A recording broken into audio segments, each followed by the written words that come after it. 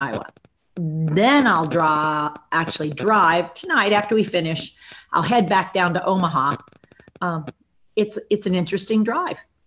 It's through Iowa. Check. And I'll end up in Omaha and I'll get there for the night. And then I'll fly out really early in the morning to go to Denver to go be with the gang that's there doing some training. So hopefully things will go fairly well. Corey will give me a heads up when she thinks we have the majority of the crew that we're going to get for a bit, and we'll get going. And I'm going to start with some content, but people should feel free to go, ooh, I have a question. Because today is really about questions that you have, not content that I have. I just start with a little content to sort of get people thinking and sort of interested in engaging and asking questions. And oh, there you go. You're much better, Rachel, sideways. Yes. I don't know which way you are to yourself, but you look better this way. Yeah, it's definitely easier to figure you out when you're tipped your side. So this last few days, let's see, this last week, where have I been? I started off in North Carolina. I went to Denver, but then I came over to Storm Lake, and then I'm going back to Denver. Then I'll be over in Seattle for the rest of this week and into next week. Then back to North Carolina. I think that's right. Then I think I head up to Detroit, and I'm doing things over in that part for August, the beginning of August. August is already here. How did that happen? Seems like it came really fast this year. So how are we looking, Corey? Should I go ahead and get going? What do you think? Yeah, I think for the sake of keeping time, you can go ahead and start, and I'll just keep bringing people in as they get signed on. Okay, good enough. Well, I'm glad folks are here. And tonight's topic that we're going to start with, at least, is talking about how did this thing called GEMS get going? And where did that whole idea come from? And so I thought I'd start with a little bit of background on this whole thing of why did I go this direction and why have I got this thing called GEMS?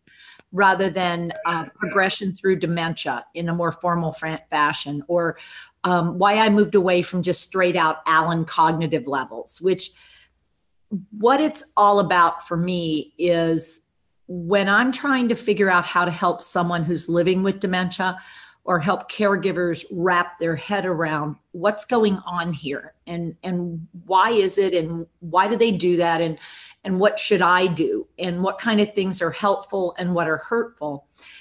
For me, an analogy I use a lot is imagine that we're looking at a donut and recognize that some people really love donuts, but they love donuts not just because they're donuts, but because of what's remaining, not what's missing in the middle. And so when we talk about dementia, if our focus is on what can't they do, what are they not able to do, what are they doing that's really annoying me? But I tend to focus on more this negative side of the street. It's really easy to get lost over there in the dark and not be able to see, okay, well, I know it's annoying you. I got that part. But let's look at what it is they're able to do. And let's try to look at it as they're using that ability. Whether we like it or not, that seems to be what they're doing. So I wonder what they think they're doing when they do that. Is it what they're doing or is there something else going on? And so for me, one of the really interesting things to do is to get away from some of the old words. So what I have up here on the screen is this framing, which comes from Allen cognitive levels, which is my background as an occupational therapist. And if you look at it, you'll see there's 1, 2, 3, 4, 5, 6. Allen talks about 6 levels, and for her, level 1 was down at the very sort of bottom, and you build up to level 6 being, yay, we're at 6. It's as high as you could go.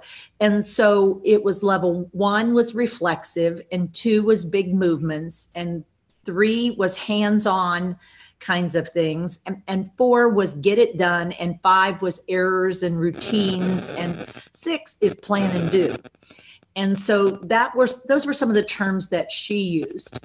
The challenge that I ran into a little bit was that with Allen levels and the populations that she was working with and she was talking about, they're fairly stable populations. So she was working in psychiatry, and she was working sometimes with people who were working with developmental disabilities. And so as long as medications were stable, as long as life situations were stable, if they were at, and then I could say with some assurance, not perfect assurance, but some assurance, that if you provide monitoring, if you have an environment where the person has access to food and a way to prepare it, and a bathroom and a way to turn the water on and off, they would be able to care for themselves as long as you're monitoring them. And I would be accurate about that. Or these people are quite skilled. They could go out and live in the community and they would be fine. Because the purpose of the levels to some extent was to determine whether people would be safe and could be independent, or how much help they would need. And when we're talking about a mental health problem or possibly a developmental disability issue, then once we create the right environment and the right care, then things tend to stay where they are unless something changes. But the difficulty with dementia is it never stops changing.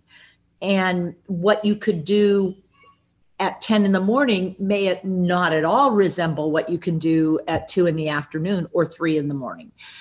So it became a little problematic, because people would then say, well, so what level are they at? Or where are they? And it's like, well, it all depends. And that wasn't so helpful, because people want a magic answer, like, where is my person?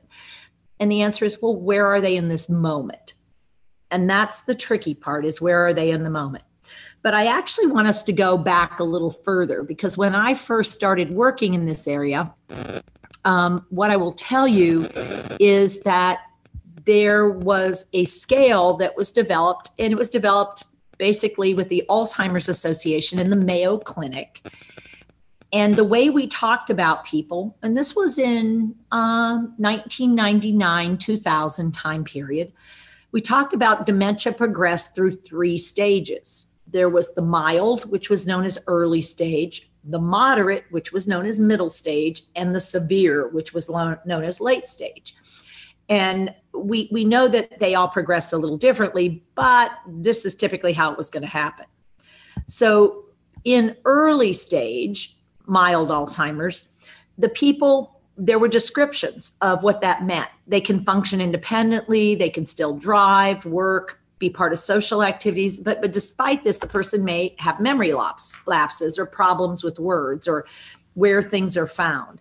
And friends or family notice the differences, and the doctors may be able to detect a problem. And so they listed some common problems that you would be seeing. Okay. Coming up with the right word, remembering names when introduced to new people, having greater difficulty performing tasks in social or work, forgetting the material one has just read, losing or misplacing a valuable object, increasing trouble with planning or organizing. So the difficulty is, these days, some people would look at those things and go, well, I'm not even sure that's dementia. That might be mild cognitive impairment. Or some people would look at it and say, well, I mean, I have trouble like that sometimes, but not all the time. But it was considered a stage. And then when we got to moderate, it was forgetting things about your history, feeling moody or withdrawn, or having difficulty in challenging social situations. Can't remember your own address or phone number. A confusion about where you are or what day it is. Help change, needing the right clothing, controlling your bladder and bowel for some people. Changes in sleep patterns, increased risk of wandering, personality and behavior